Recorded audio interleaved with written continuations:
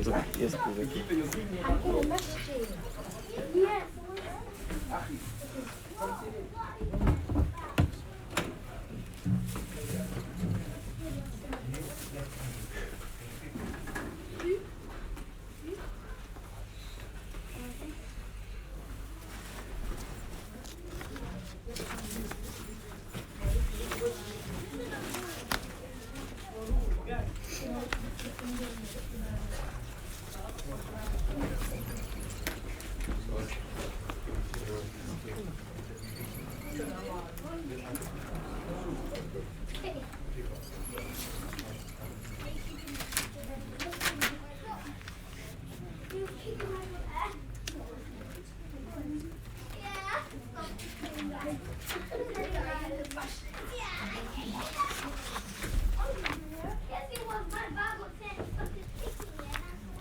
بسم الله الرحمن الرحيم إن الحمد لله تعالى نحمده ونستعينه ونستغفره ونعوذ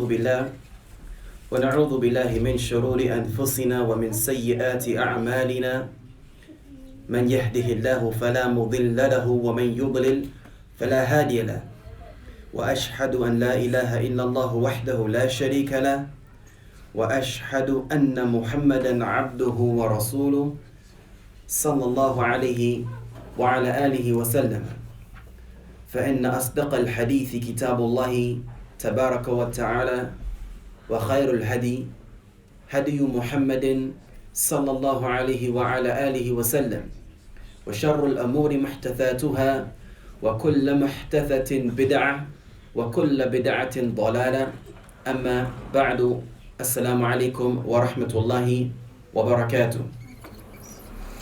Today, Ikhwani, it's the 27th. It's the 27th of March 2019. And I would like to say Jazakumullahu khaira for all of you who have attended the lesson today at ICT Masjid. Continuing in our series of lectures regarding Sifatu Salatin Nabi Sallallahu Alaihi Wa Ala Alihi Wasallam. Continuing the classes concerning the Prophet's prayer described sallallahu alayhi wa ala alihi wa sallam. وفي الدرس الماضي يا إخواني وأخواتي في الله قد ذكرنا أو أخذنا الشرطين الشرط الخامس والشرط السادس من شروط الصلاة. In our previous lesson إخوان وأخوات في الله we covered the fifth and the sixth condition from the conditions of as-salah. والشرط الخامس كان إزالة النجاسة من ثلاث من البدن والثوب والبقعة أي البقعة التي نصلي فيها. The fifth condition was إزالة النجاسة, removing any impurities from three things. Number one, البدن. من يتذكر معنى البدن؟ من يتذكر? Who can remember معنى البدن? The meaning of البدن. The body. Excellent. Alright. You can say in Arabic al-jism. Al-jism is your body as well. Alright. Your jism is your body. But when we're speaking about إزالة النجاسة من ثلاث, I've always seen the word al-badan used, alright? So izalat al-najasa, removing impurities from three things. Number one is al-badan, which we said means, he just mentioned the answer. No worries, who can help him out? The body. So al-badan, the word badan in Arabic means the body. وَمِنَ الثَّوْبِ وَمِنَ الثَّوْبِ, which is your garment. It doesn't mean that if you're wearing a thobe, then you have to make izalat al-najasa. But if you're wearing a jumper and some jeans, then you don't have to make izalat al-najasa. La, al-thobe huna means your garment, whether it's a woman's garment or a man's garment. Alright guys? Wa al-buq'a. Al-buq'a, we mentioned, was al-makan alladhi yusalli fihi, the place in which a person prays.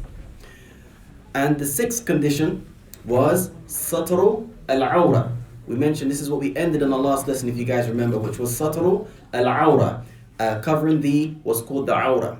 وحدها للرجل ما بين السرة والركبة. And the length, if you like, or the limit of the awrah for the man is that which is between طالب. أين أخوك تيسير؟ لا يأتي اليوم؟ He's supposed to come. What? My dad's late from work. حسنا. وذكرنا أن الحد للرجل بالنسبة العورة ما بين السرة والركبة. ما معنى هذا الكلام؟ What does that mean أخي؟ The definition. ليس definition لكن جيد. We're talking about not the definition as such, it's the length, if you like, or the limit. تفضل. وحد العورة للرجل ما بين السرة والركبة. Can you say? Okay. وحد عورة الرجل. The limit of the man. عورة Aura. ما بين السرة والركبة. I'm not sure. من يساعده؟ Would you say from the belly button to the knees? From the belly button to the knees. Alright, وأجمع أهل العلم على ذلك. The ulama are in a consensus. Well, I don't want to say that, but the ulama have agreed that the limit of the man's awrah, حد العورة للرجل ما بين السرة والركبة. وإن شاء الله تعالى سنتكلم عن الخلاف بالنسبة الفخذ. We're going to talk about briefly the difference of opinion as it relates to the fakhid. The fakhid is your thigh. Alright, your thigh in Arabic. Alright, there's a difference of opinion. Does the thigh enter the awrah or not? Obviously, if we take the definition that the awrah is ما بين, for the man, is ما بين السرة والركبة, obviously الفخذ يدخل تدخل في هذا التعريف. أليس كذلك? If we say that the awrah is between your belly button and your knee, then your thigh obviously is included in that area, right? But for those people that say, or those ulama that say, la, the fakhid isn't from the awrah, they've got their daleel, and inshallah ta'ala we're going to briefly examine that today. Question? طيب. والدليل على إزالة النجاسة. الدليل على إزالة النجاسة أن النبي صلى الله عليه وعلى آله وسلم صلى بأصحابه ثم خلع نعليه. ثم خلعوا أصحابه. I think the plural for نعل is نعالهن أو نعالهم. ما أدري بالضبط. فعلى كل حال, the Prophet عليه الصلاة والسلام, he led his companions in the salah. And during the salah, خلع نعليه. He took off his sandals. So he was praying, companions were behind him. He started praying, and during the prayer, he took off his sandals. So the companions, they also took off their sandals. ثم بعد انتهاء الصلاة أخبرهم بأن أتاه جبرائيل وأخبره صلى الله عليه وسلم عن فيهما ماذا؟ نجاسة. When the Prophet عليه الصلاة والسلام finished praying, he turned to his companions and he informed them that Jibra'il عليه السلام came to him and أخبره, informed him that he had najasa on his sandals. Thus, he took them off. So this is a dalil that izalatul najasa is a condition from the conditions of as-salah. وكذلك حديث آخر. There's also another hadith. لما دخل الأعرابي المسجد وبال في مؤخرة المسجد. Another hadith is when the Bedouin man, he came and he entered the masjid. You guys familiar with this hadith? ماذا فعل? What did he do? He peed. He urinated. Bala means to urinate. Alright? Bala is the verb. Al-bawl is the noun. Bawl. Noun, urine. Bala, he urinated in the end of the masjid. The companions wanted to deal with him. They felt disrespected. But the Prophet ﷺ ordered them to أن يصب عليه ذنوبا من الماء أو كما قال النبي صلى الله عليه وسلم. The Prophet commanded his companions when they saw this man, this Bedouin Arab, enter the masjid and he urinated. أسألك أنت. I'm going to ask you, أخي. What's your name? Matt. Matt. Yeah. How you spell that? M-E-R-T. M-E-R-T. Mert. M-E, yeah? Mert. Don't say Matt. You pronounce it as Matt or Mert? Matt. Mat or Mert? Which one? Number one or number two? 2. Mert. Yeah. Okay, because in Arabic, Mat means he died. Oh. Hayakallah, may Allah give you life. Long life. Many good deeds. And may Allah give you Jannah. قل آمين حبيبي. Say Ameen. Ameen.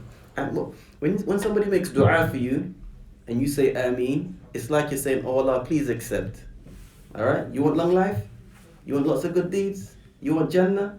قل آمين. MashaAllah, tabarakallah. Anyway, Mat means he died, and I don't want you to die. What would you do if you saw somebody right now walk into the masjid and urinate or pee, as Talib said, at the end of the masjid? What would you do? What would you think? That's disrespectful. It's disrespectful. That's disgusting, right? It's unclean. There's a toilet around the corner. And this is what the companions thought. But they were even more outraged than you were. They wanted to go and physically deal with the individual.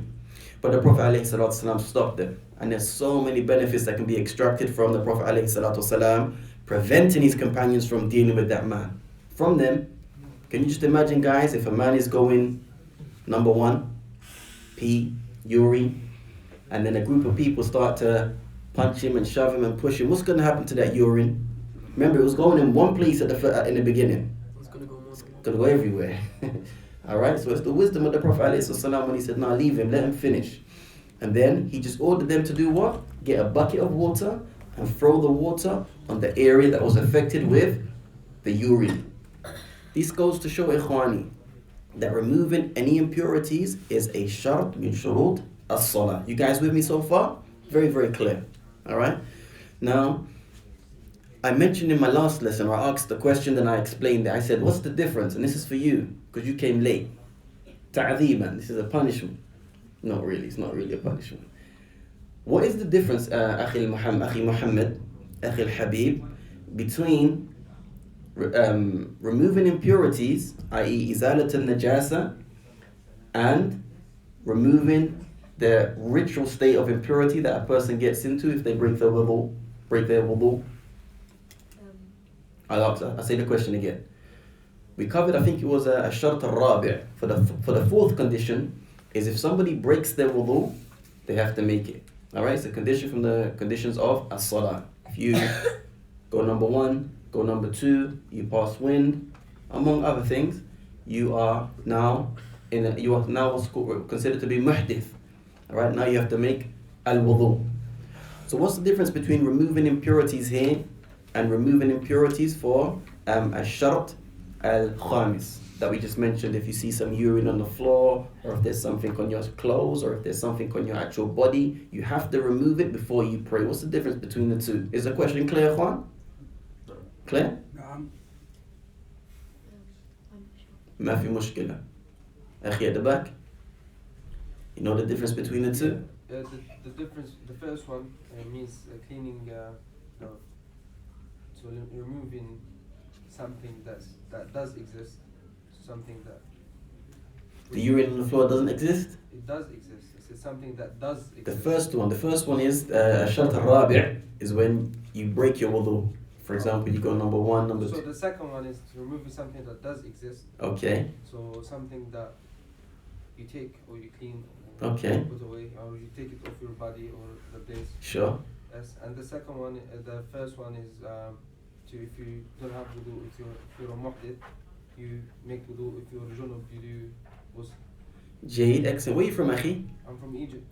Egypt. حياك الله يا مصري. ما اسمك؟ هاشم. هاشم. فرصة سعيدة. أنا أسهل. ما شاء الله.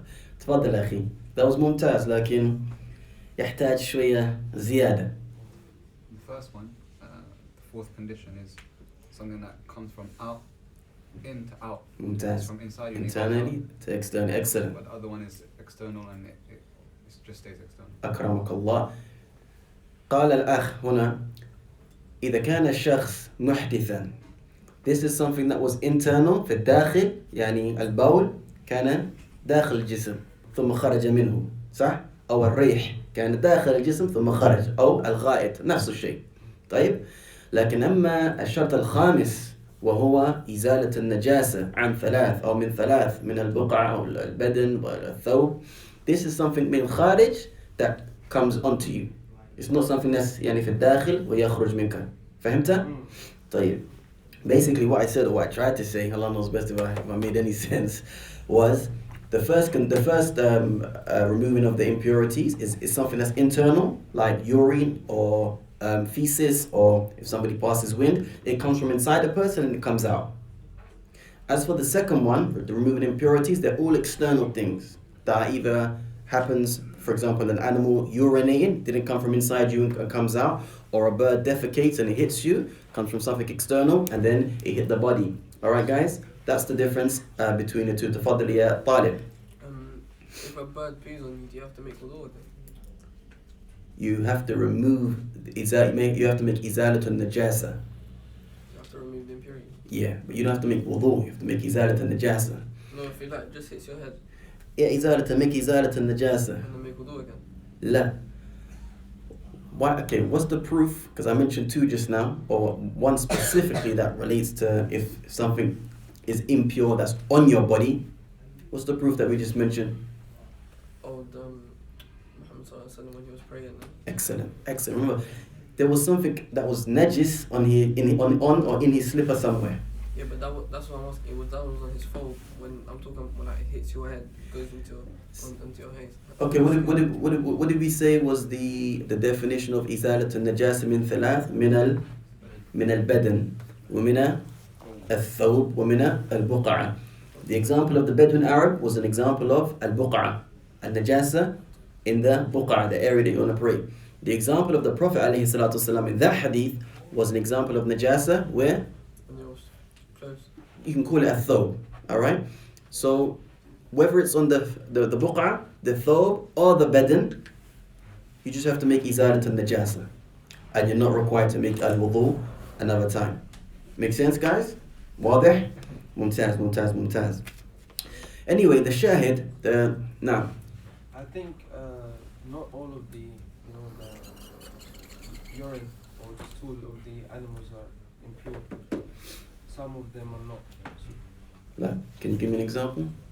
The animals that you can eat its meat, its urine or stool is not najis. Otherwise it is najis. I don't know. If you can. Because, I just checked. من قال هذا الكلام؟ Because there was also a hadith that some people got sick and then Prophet Muhammad asked them to drink some, camel urine. So if it was najis, they wouldn't have had it. Sure. No, that's a good point. After the Dars, if you stay for the end, if you can give that to me, the website link, that'll be much appreciated. But على كل حال, the point is إزالة النجاسة, it has to be removed. لكن أما الدليل على سطر العورة فأجمع العلماء على أن حد العورة للرجل كما ذكرت لكم سابقا ما بين السرة والركبة. And we finished on the عورة for the woman. What did we say the عورة for the woman is? All of the woman. And I mentioned, and this is the position of Sheikh Abdul Muhsin and a lot of the ulama from Saudiya, is that all of the body includes the face, but there's ikhtilaf between the ulama as it relates to this. The hadith that we mentioned that was collected by Imam al-Tirmidhi, the Prophet ﷺ is reported to have said, المرأة عورة إذا خرجت استشرفها الشيطان. The woman is an awra. When she leaves her house, the shaitan beautifies her. And in the last lesson, guys, I read this word istashrafaha as istashfaraha. So I made a mistake in the pronunciation. It's actually istashrafaha. Alright? He makes her beautiful. And that was where we got up to last lesson. Barakallahu feekum jami'an. Before we continue, and then we're going to be covering al-yawm, alaykum salam wa rahmatullahi wa barakatuh. We're going to be covering al-yawm al-shart al-sabi' والثامن والتاسع بإذن ربنا عز وجل. Are there any questions? تفضل أخي. 2 questions, Sheikh. لست بشيخ. The first one they're both in regards to the covering of the awrah. Mhm. The first one, is it correct that when the woman prays, she's not allowed to cover her face? She's not allowed. Is there a hadith regarding this that she should uncover her face when she prays, similar to when they're on Hajj method? Something rings a bell there, but I'm not too sure on it. Okay, well, the next question. That's the first one. The second one is with regards to the man covering his shoulders in salah. Aywa. Well, you reminded me. Shukran jazeelan. So the question is we say from the shoulders. Does that mean now the awra in salah is from the shoulders to the knees, or is it permissible for the shoulders to be covered matalan, but maybe the side here is exposed matalan, like when you go umrah or hajj, you just fling it over, but this side bit and this side bit, they might be slightly exposed where it can be seen, but it's not fully covered, if that makes sense, and maybe your upper arm here is uncovered, etc. To be honest, Akhi, let me deal with the first question first. I don't know the answer to that. The second question is, as it relates to the second question, then let me just make something clear to the people, because I did write it in my notes, but I totally forgot to mention it, and that is this. We mentioned that the awra for the man is ma bayna surrati wa rukba, is between the belly button and the knee. So that indicates that if a person prays and he just has like a towel that covers his belly button and his knees, then it should be okay. Alright? That's what it indicates, if we just look at the definition that I gave. However, the sunnah تبين أن على المصلي أن يستر عاتقيه.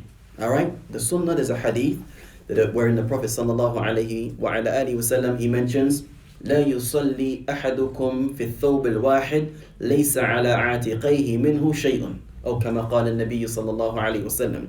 None of you should pray in one thobe wherein his shoulders are exposed. So we take the definition that is given for what the limit or the extent of the awra is, in addition to what the Prophet ﷺ said in the hadith. So when you combine them together, yes, it's obligatory to cover your awra all the time. However, as it relates to when you're praying now, then these two come into it. Now the question from Sheikh Muhammad Dawood is this. Sometimes, for example, if you're going on Hajj or Al-Umrah, and you wrap the ihram around you, it could be that even though you cover your shoulders, there might be some elements that are exposed. Actually, I haven't heard the ulama mention this, so I don't know بالضبط. However, from what I can remember, from the times that I've put on my ihram, number one, I don't ever remember a time where the sides were exposed, because literally it just goes over you and it just drops down. That's the first thing. This is just from a personal perspective. Number two is, let's say, for example, hypothetically speaking, somebody wraps it around, but there is a little element here that's exposed. The chances are that it's not going to be a huge part of his body exposed, or it's not going to be exposed for a long period of time. And I believe, as if my memory serves me correctly, these play a role. These play a role in the validity or the invalidity of a prayer. But nonetheless, I don't know the answer to the second question also, but this is just from my experience. Tafadal akhi. Also, just something to touch on as well. Nah. You said that the whole of the woman is a awra. Aywa. Does that mean when she prays, then she has to cover her face if her face is awra? Okay, this is the issue. That's an argument. She has to cover her face, but we know that if a woman is praying in the company of women, or she's praying at home, she doesn't have to cover her face. But what the ulama mention is an awra in the sense that it cannot be seen, or it should not be seen, should I say. Some ulama say it should not be seen by strange men. And when I say strange men, I'm talking about men that are not from your maharim, your legal guardians in al-Islam. That's what some scholars say. There's not al-ijma', a consensus of the ulama that they say that the woman has to cover her face, but some of them say. And when you look at the adillah that they present, it is quite strong, because there was a sahabiya who asked the Prophet ﷺ about her jalabiyya, that it used to drag on the floor, or something along those lines. Then the Prophet ﷺ ordered it to be a certain length when it drags, i.e., he ordered her to cover her feet when she walks. Alright? Cover her feet when she walks. So if the foot of the woman is an awra, how much more so would the face be an awra, which is more beautiful than the foot? Unless you've got a strange fetish and you like feet.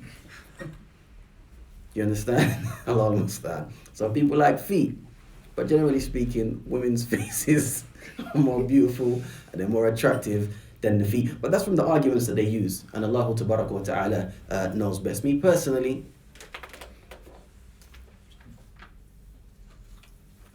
I don't know. Allah knows best. It's a tough decision to say that something's wajib. The majority of women in the dunya, they don't cover their faces. All of them sinful. We're going to say all of them are sinful. No, I'm saying, is that what we're going to say? I'm going to come to you in a minute, Talib. I don't want you to get your hand to get tired. That's one nuqta there. You know? But at the same time, when the Prophet ﷺ was ordered, when the command came down to tell your wives and your daughters and the believing women to draw a jalabiyah over themselves, what did they do? That's what they understood from that command. Now, who are we now to say that you don't have to? I'm not pushing my opinion on anybody. I'm just, sharing, ideas. Talib, faddal. You see how he said if you cover your shoulder, then you can pray? Yes, you have to cover your shoulder. Yeah. Could you pray in a vest? Again, a vest doesn't, from my understanding, a vest doesn't cover your shoulders. No, like one that covers your shoulders. I've never seen a vest that covers your shoulders. Yeah, the vest that come around there. T-shirt. No, not t-shirt comes up to there. The vest around there. You mean like the big thick ones there? Alright, good question. I would say, and this is always like, this is like advice that will help you out in your life. It's always best to stay away from any khilaf. So we know that, alright, somebody can say, I'm technically covering my shoulders. Alright, so, I should be able to pray because the Prophet says, let not one of you pray except that your shoulders are covered. But if you just wore a t-shirt, then there's no difference now. You haven't entered into any grey area. You stayed and you've played it safe. Even when it comes to the issue of, is the fakhidh from the awra or no? For those that say, no, it's not from the awra, which means it can be exposed, they either got it right or they got it wrong. But those that say, no, the fakhidh is from the awra, then they're not going to enter into any grey areas. Does that make sense, ikhwan? Alright? Now from the adillah that some of the ulama mentioned to say, you got a question? Tfaddala. Let's say, for example, a woman, she has her, she's praying, but her arm, her wrist isn't covered. Does that still count? Again, I don't know that the hands are from the awra. So the ulama, when they say that the woman is the awra, some of them, they make al-istithnath, what's the word I'm looking for? Al-istithnath. Exception. Except they make an exception for the face and the hands. Alright? We'll leave that one there, yeah? Jazid khair. From the adillah from those people that say, or those ulama that say that the fakhid isn't from the awra, is that the Prophet ﷺ was in the company of Abu Bakr radiallahu ta'ala anhu wa Umar radiallahu ta'ala anhu. And his fakhid was exposed.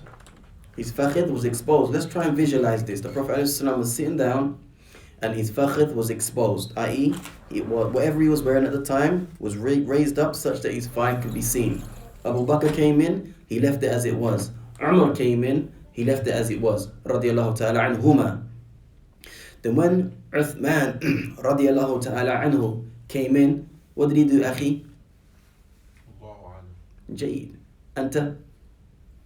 Are you the one that messaged me on Instagram about the Arabic courses? MashaAllah. You know when you see a picture of somebody online and you see them in person, it's like, I recognize you. Nah, tafaddal. What did he do? Alayhi salatu wasalam. Jayid. He covered it. He covered it. And when he was asked about it, what did he say? ألا أستحي ممن تستحي منه الملائكة السماء كما قال النبي صلى الله عليه وسلم. Should I not be shy from the one whom the angels of the sky are shy from? Now, the ulama have gone, time as it always is not on our side today, and I don't want to get into it, but the ulama speak about what was the reason that the Prophet covered his thigh when Uthman walked in. Obviously we know he was shy of him, just like the angels of the sky are shy. But does that mean now the fakhid isn't from the awrah because the Prophet ﷺ didn't cover it in front of the first two companions? Or did he forget? And then when he saw Uthman, he remembered again? Allahu Ta'ala a'lam. But let's continue with baqiyatu ash-shuruti bi'idhnillahi ta'ala. Is that okay, ikhwan? But any more questions that are pertinent to the dars? جيد. يقول الشيخ يعني الشيخ محمد بن عبد الوهاب رحمه الله تعالى الشرط السابع, the seventh condition, guys get right in, دخول الوقت, دخول الوقت, and that means the entry of time. So the seventh condition from the conditions of the salah is that it must be the right time to pray. والدليل من السنة حديث جبرائيل عليه السلام أنه أما النبي صلى الله عليه وسلم في أول الوقت وفي آخره وقال يا محمد الصلاة بين هذين الوقتين. Hadith واضح. The Shaykh mentions that the dalil from the sunnah as it relates to the entry of time being a condition from the conditions of the salah is that the Prophet sallallahu alaihi wasallam was led in prayer by Jibreel alayhi as-salam. And when he had finished the prayer, Jibreel said to the Prophet alayhi as-salam, as-salatu bayna hadayn al-waqtayn. Sorry, he led him in the beginning of when the prayer first came in, and then he led him just before the prayer came out. And he said to him, Ya Muhammadu sallallahu alayhi wasallam, as-salatu bayna hadayn al-waqtayn, is between these two times. Which means if a Muslim prays when the salah first comes in, or if the Muslim prays just before the prayer comes out, he's called that salah. He has called that salah. However, بلا شك ولا ريب فيه أن الصلاة في أول الوقت أفضل. Without a doubt, praying at the beginning of the time, i.e. the beginning that the time for prayer comes in, is much better for various reasons. Number one, it's in conformity with what Allah Tabaraka wa Ta'ala says in the Quran, إن الصلاة كانت على المؤمنين كتابا موقوتا. إن الصلاة كانت على المؤمنين كتابا موقوتا. That indeed عليكم السلام عليكم السلام ورحمة الله وبركاته. Allah Tabaraka wa Ta'ala says in the Quran, verily the prayer has been prescribed on the believers at fixed times. I.e., when the prayer comes in, that's when the prayer is obligatory upon you. The prayer isn't obligatory upon us up until the time of the salah comes in. Does that make sense, guys? And secondly, the one that delays the salah for whatever reason, whether that be as a result of being negligent, or whatever the case may be, he runs the risk of something else happening, thus he actually misses the time for salah. So it's always better. And I first and foremost advise myself, then I advise you, my brothers and sisters, that we should try to, number one, be making our salawat in the masjid, for those of us that are able to do so. And number two, if we're not, then it's better to pray when the prayer comes in. Ikhwani, make sense? Yeah? Any questions? Mustafa, you're laughing. Oh, you're not laughing today? No, I don't know why, bro. No, it's cool. I feel you're laughing. Alhamdulillah, today, yeah. Like, I don't concentrate somehow. You can't concentrate, or you can? No, I'm quite Are you trying to concentrate? I'm quite mature today. Trying to be mature today? Yeah, man, more mature today. May Allah bless you, akhi. MashaAllah. طيب, then Sheikh Abdul Muhsin, in explaining the aforementioned sharat, the Sheikh says, يشترط لصحة الصلاة أداء الصلاة الخمس في أوقاتها. He says that it's a condition for the correctness or the soundness of the prayer that it is performed, or the 5 daily prayers are performed during their times. فَلَا يَجُوزُ أَن تُصَلِّيَ قَبْلَ أَوْقَاتِهَا. It's not permissible for the Muslim to pray, or for you to pray, before the time. وَإِن صَلَّيْتَ وَجَبَ عِيَادَتَهَا. If a person prays before the actual time for the salah comes in, then it's obligatory for that person to repeat the prayer. Why? Because he has forfeited a shart min shurut as-salah. He has forfeited a shart from the shurut of salah. And who can remember the definition? Ta'rifu ash-shart bil-Arabiya.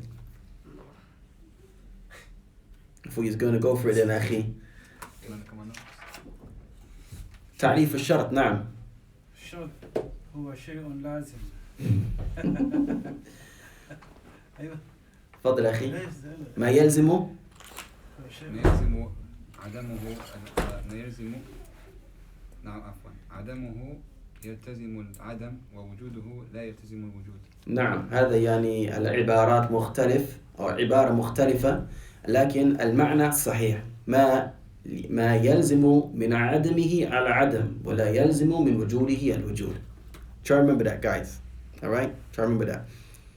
The condition is that thing which, if it's absent, i.e. the absence of the entry of time is in the example that I just gave, then the action or the acceptance or the soundness of the action or the correctness of the action will not be there. But if somebody does fulfill a condition, it doesn't necessarily mean that thing that the condition is a requirement for is present. The Shaykh goes on to say, وَلَا يَجُوزُ تَأْخِيرُهَا عَنْ وَقْتِهَا. It's not permissible for you to delay unnecessarily the prayer from its time. ولو تأخرها حتى خرج وقتها فإن كان لنوم لا تفريط معه أو نسيان قضاها ولا إثم عليه وإن كان لغير ذلك أثم وقضاها. The Shaykh goes on to say, and this is the final thing that we're going to cover now. The Shaykh goes on to say, if a person delays it such that the time exits, and this is not due to sleep, nor is it due to him legitimately forgetting, then he can, if it's not, then he has to then he's sinful and he has to make that salah up. If it is due to being sleepy or he slept or he forgot, then he has to make up the salah, but he's not sinful. He's not sinful. Na'am, akhi. When you say make up, is it that as soon as he wakes up and realizes that he's missed his prayer, he prays it then? Excellent, yeah. He prays it. Because we covered, I believe it was last week, if I'm not mistaken, that when a person legitimately misses a prayer, for example, somebody wakes up for Salat al-Fajr and there's like 5-10 minutes to go, all right? But he did everything that he was supposed to do in order to try and wake up. He went bed early, he set an alarm, he asked his household members if he's got some, or if she's got some, to wake them up. And for whatever reason, he or she still overslept, then when they wake up, that's when the time for Salah starts. All right, even if there's only 5 minutes left. Even if there's only 5 minutes left. And we covered the adilla for that. So, Ikhwani, if I ask you, what is الشرط السابع من شروط الصلاة؟ ماذا تقولون? What would you guys say to me? الشرط السابع دخول الوقت. والدليل على ذلك from the Sunnah? حديث جبريل. حديث جبرائيل. ما هو حديث جبرائيل؟ ما هو الإسلام؟ ما هو الإيمان؟ صلى برسول الله صلى الله عليه وسلم. أيوة. الصلاة بين هذين الوقتين. صلى برسول الله صلى الله عليه وسلم في أول الوقت وفي آخره. هذا مهم جدا. ثم قال إن الصلاة بين هذين الوقتين. جيد, ممتاز. Any questions, guys? Any questions? Remember, guys, it's equally as important to remember the dalil alongside the condition. And always, as long as you've got one dalil in your head, either from the Quran or the Sunnah or one from both, then that's good. You start to get stronger in your deen. You alright, Mustafa? Yes, sir. You sure? Alhamdulillah. Jade. Now, what was the ayah in the Quran which goes to show that it's better to, and I want it in Arabic, That's better to go. it's better to pray when the salah first comes in?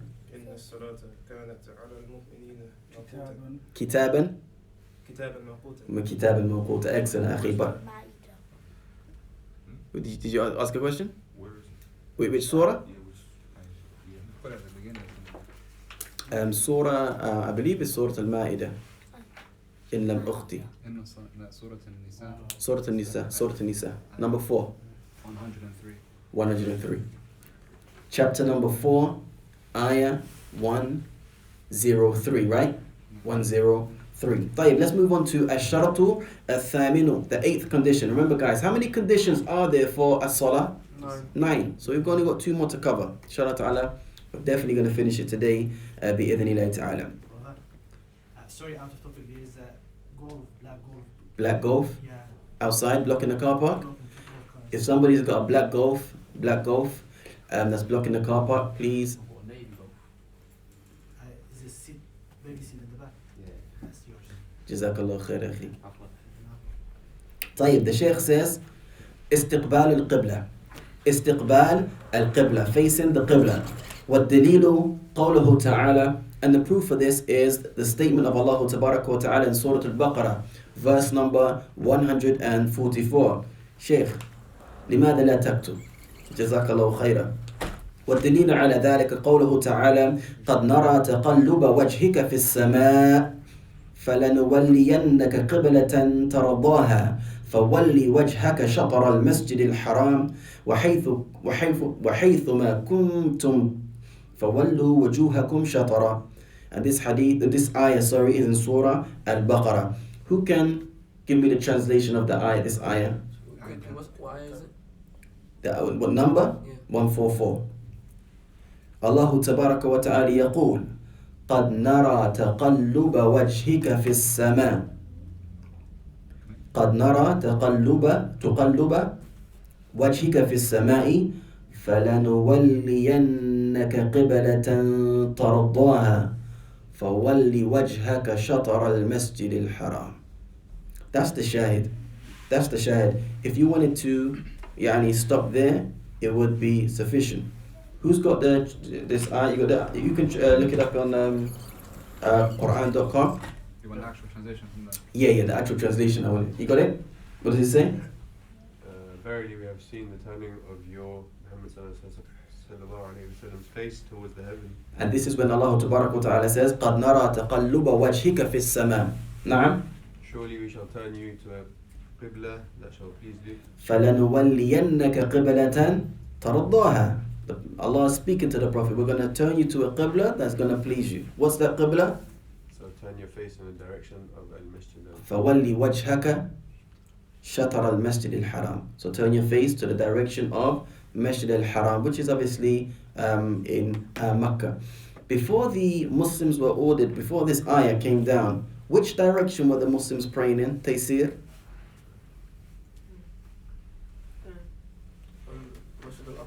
Bayt al-Maqdis. They used to pray towards Bayt al-Maqdis until this ayah came down. This is a proof, ikhwan. This ayah is a proof of the Quran or some ayat of the Quran being nasikha to other ayat. Some ayat of the Quran being nasikha. Nasikha means to abrogate. Abrogate. أخي الحبيب أنت الجالس المشتغل بالجوال. You know what abrogate means? Abrogate means when something is in place and then something else comes and wipes it away. Alright? So the Muslims, they used to pray towards Bayt al-Maqdis. Alright? Then the command in Surah Al-Baqarah came down. Have you memorized Surah Al-Baqarah? Okay. The command in Surah Al-Baqarah came down. The ayah came down. Allah subhanahu wa ta'ala revealed the ayah which abrogated the previous command to face Bayt al-Maqdis. Now they have to face, I should be pointing this way, they have to face Al-Kaaba. So this is a dalil that the Quran abrogates other ayat in the Quran, because there are those people who deny the science of An-Nasikh wal-Mansukh. An-Nasikh wal-Mansukh. It's a science. It's a science in the sciences of Quran. And it's the science of abrogating verses, or verses in the Quran abrogating other verses. It's a tremendously fascinating topic. And the one that deals with An-Nasikh wal-Mansukh, or teaches An-Nasikh wal-Mansukh, he has to fulfill certain conditions. Or the one that speaks about the Quran, should I say. Anybody that comes and they speak about the Quran, remember they're speaking on behalf of Allah Tabaraka wa Ta'ala, because the Quran is Kitabullah, Kalamullah. So anybody that comes and speaks about the Quran, they're speaking on behalf of Allah Tabaraka wa Ta'ala. And in order for you to speak about the Quran, you need to have a well-grounded knowledge of An-Nasikh wal-Mansukh. Alright, those ayat that were revealed first, and then those ayat that got abrogated. Alright, we know that the Quran can abrogate the Quran, meaning ayat in the Quran can abrogate other ayat in the Quran, and ayat in the Quran can abrogate a hadith in the Sunnah. But as it relates to, can the Sunnah abrogate ayat in the Quran, this is where the ulama differ. You guys follow me so far? Fascinating topic. Time doesn't permit us to get into it, but I'm actually translating a lecture by one of the Mashaykh, and it's fascinating. Absolutely fascinating. Naam, tafadhal akhi. No, in the ayah, the Quran is teaching to people who looking at the on the strike. There's an ayah that says that the Quran is speaking to people that are looking in the sky. No, you know the ayah you just talking about, yeah? قَدْ نَرَى تَقَلُّبَ وَجْهِكَ فِي السَّمَاءِ. Then will help. Because them people, they were just looking at the sky, innit? So who is, I think that it means the people who is looking on the sky, they should go to Bayt al-Haram, innit? I don't know, akhi. I have no knowledge about what you're speaking about right now. So, I have no knowledge about that, akhi. But what I do know that the Muslims, they used to pray towards Bayt al-Maqdis. Then when this ayah came down, they moved. And another fascinating point as it relates to this particular situation about the Muslims changing the direction from Bayt al-Maqdis to the Qibla was, as I remember, this came down while the Muslims were praying. You guys familiar with this? And I remember one of the Mashaykh mentioning, or I think it wasn't a Mashaykh, it was a Talib al-Ilm actually, he was mentioning how the Muslims did that. How the Muslims did that. How did they actually, they're praying in one direction, then whilst they were praying, they had to change and pray in the opposite direction. As I remember, the Talib, he said that they split like this, and then the Imam came, turned around and walked, then they closed, and they just turned around. The congregation turned around, and Allah Tabarak wa Ta'ala knows best. The shahid being that this here goes to show that even if one moves in his salah for a valid reason, it doesn't invalidate it. It doesn't invalidate it. Make sense, ikhwan? Jade, Mumtaz. طيب, can we move on to the next condition? Sorry, we're on the same condition. I mentioned to you what the Shaykh says. He says, يشترط في أداء الصلوات أن تكون إلى جهة القبلة. He says that it's a condition in when performing the prayer that it is done or that you face the direction of the Qibla. وهي الكعبة المشرفة, and it is the honorable Kaaba. وإن كان في حضر أو كان لديه من يخبره بجهة القبلة وجب عليه السؤال عن جهتها. The Shaykh goes on to say that if a person is a resident, i.e. he's not a traveler, alright, and he has the means to ask somebody concerning the direction of the Qibla, then it's an obligation that he asks that person regarding the direction of the Qibla. وَلَا يَجُوزُ لَهُ وَأَنْ يُصَلِّيَ بِاجْتِهَادٍ مِّنْهُ. It's not permissible for somebody, if he's a non-traveler, he's a resident, and he doesn't know the direction of the Qibla, he just makes an ijtihad. I'm just going to pray in this direction. Alright? وَلَدَيْهِ مَنْ يُخْبِرُهُ, whilst he has somebody that can inform him. فإن صلى وكان إلى غير جهة القبلة وجب عليه العيادة. He says that if he were to pray towards a direction other than the Qibla, then it's obligatory upon him to repeat that salah. وأما إن كان في سفر, however, as it relates to the one that is on a journey, فإنه يجتهد في معرفة جهتها. If a person's on a journey, he doesn't have any body or any of the tools that we have nowadays, like apps that can tell us where the Qibla is. He makes al-ijtihad. He uses his due diligence and he tries to figure out where the direction of the Qibla is, and he prays. فإن صلى وتبين له أو وتبين أن الصلاة إلى غير جهة القبلة فإن صلى وتبين أن الصلاة إلى غير جهة القبلة فإن صلاته صحيحة لقوله تعالى فاتقوا الله ما استطعتم.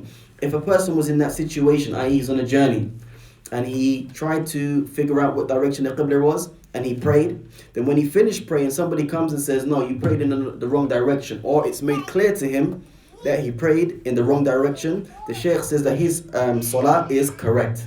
Why? This is based upon the statement of Allah Tabarak wa Ta'ala in Surah Taghabun, ayah number 16, fear Allah as much as you're able to.